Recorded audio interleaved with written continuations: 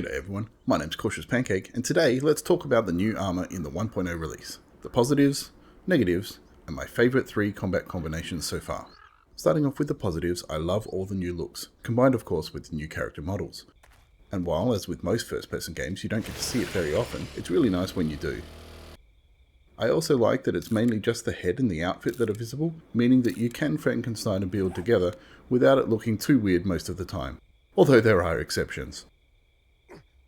Another positive is that I feel like there's more options than there was before when it comes to character outfits. I know some people think that the removing of clothing is an issue, but personally I tended to just always end up with BDUs, and so the new armor system gives more variety than the previous clothing system where most of the items of clothing weren't ever worn. It's a little subjective though, so I do understand if you feel differently.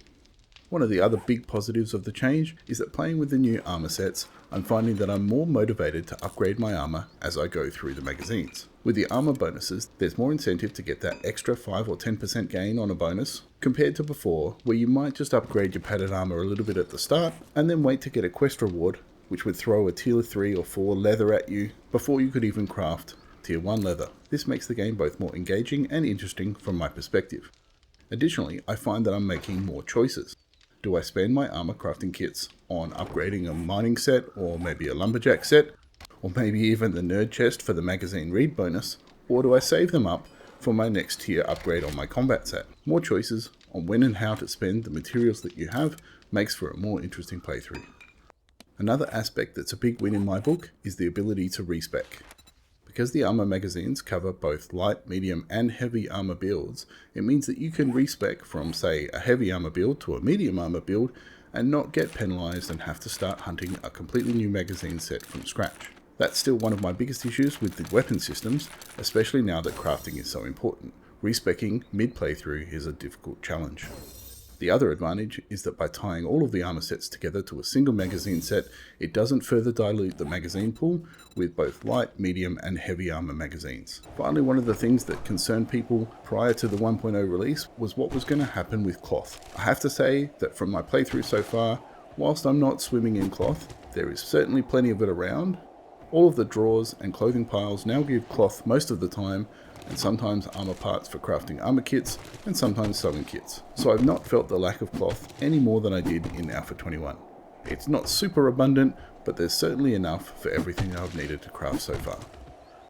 On the negative side, my number one issue with the armor set as they've been implemented so far is the Preacher Gloves. Having this apply to all damage to undead is an issue. As they stand, the Preacher Gloves are superior to all other damage increasing gloves, since the other gloves only give a boost to a particular weapon, like the Farmer Gloves giving rifle damage, or the Ranger which gives lever action and revolver damage, or to a particular zombie type, for example the Nomad Gloves giving damage just to rad zombies. The other option for gloves is that they give either damage to melee, which is the Biker and Raider gloves, or to all range, which is the Commando, and even the Nerd gloves, which give all intellect weapons extra damage, which includes both batons and turrets, but in the case of the turrets, it's only when hand holding them. So the Preacher, because it applies to all damage types regardless of weapon, is better than all of these. Now my vote would be to say that if you're going to have a damage boost that applies no matter the weapon, it has to have a lower percentage of damage increase than the specialized ones, trading off utility for damage. So I think it needs a nerf, but maybe there's a better way. If you've got one, let me know what it is in the comments below.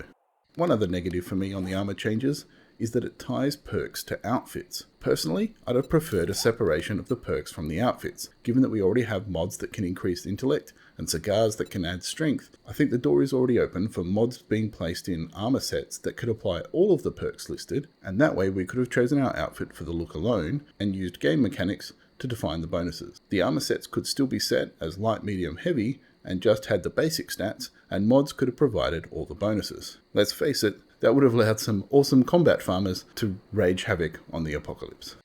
The other reason I like separating armor sets from bonuses is around future DLC armor sets. The Fun Pimps have already listed more DLC armors as something that's coming, currently tentatively listed for the 2024 Q4 release. Now the risk with DLC and combat armors is that they put out some awesome looking set that's a little bit too good and it becomes the all around best armor set. Now I don't think the Fun Pimps will do this.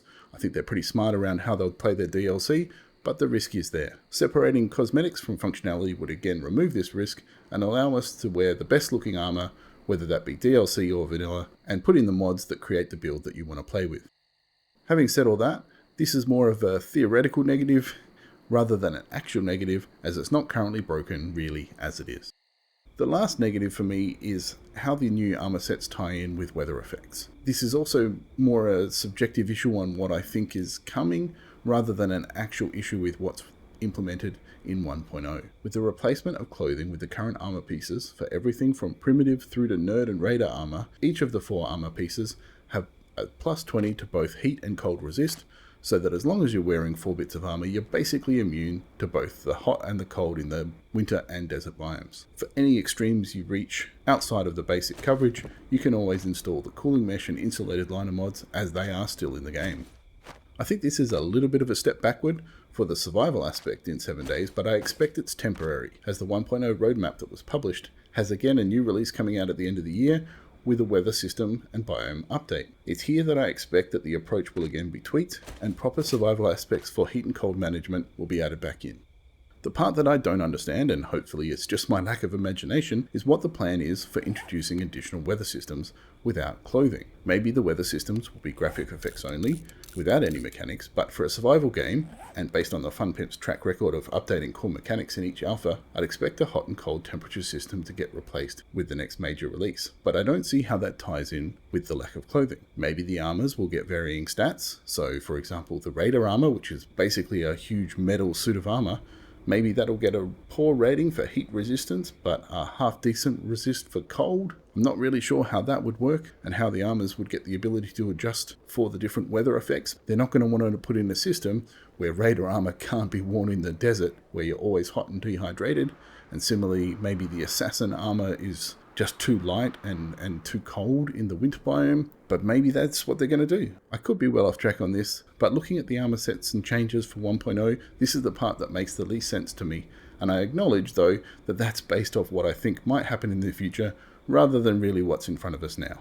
So that's the pros and cons of the armor changes. Let's talk a little bit about specifics on the armor builds that I'm enjoying at the moment. Personally, I like builds that involve hitting the like button on this video the most, but aside from those and focusing on the early game, for light armor, I like the Rogue Head for the loot bonus, either the Preacher outfit for the damage mitigation or Lumberjack for the carry benefit, the Preacher gloves of course, and for the boots, either the Athletic or Enforcer boots for the run speed bonus. For medium armor, and remembering that with no points in medium armor skill, you're at 80% mobility right off the bat, I like the Commando or Biker helmet for the stun resist, or in a pinch, the Rogue hat for the loot bonus, since light doesn't have a movement penalty, and going slow in the early game can be a bit of a problem. For the outfit, there's no real great options for early game. I usually just go Scavenger for the carry capacity. For the gloves, if I want medium, I'll take the Biker gloves, since you usually spend more time doing melee early game than you do with guns, and you can switch to Commando for Horde Knight if you want to go ranged there. Of course, the Preacher gloves are also a solid choice, since there's no movement penalty attached to them, and they have the OP damage buff that applies to both melee and ranged. For boots, I'll usually take the Commando for the run speed bonus. For heavy armor, which has you at 70% mobility with a full set worn, I'll take the Nerd hat for the XP, the Nomad outfit for the carry bonus, the Raider gloves for the melee damage, and again the Preacher gloves are a solid option if you don't want to wear full heavy, and Nomad boots for the run speed bonus. Remember, with your builds you can always swap in a piece of light armor for any heavy or medium armor, but don't swap in medium into a heavy armor build or heavy into a medium armor build, as you won't get the benefits of your skill points into medium or heavy armor. So overall, I see the armor system as a positive change that drives engagement with the armor system much more than you did in Alpha 21, when you just rolled through the 3 tiers of scrap iron steel or padded leather military, depending on if you were light or heavy. Now there's much more options, more crafting, and more use of alternate armors for things like mining and logging, particularly when you're doing a bit of heavy harvesting. Let me know what you think in the comments, especially if you have something you think is a better early game build. Please give this video a like if you found it interesting, and consider subscribing if you'd like to see more 1.0 videos.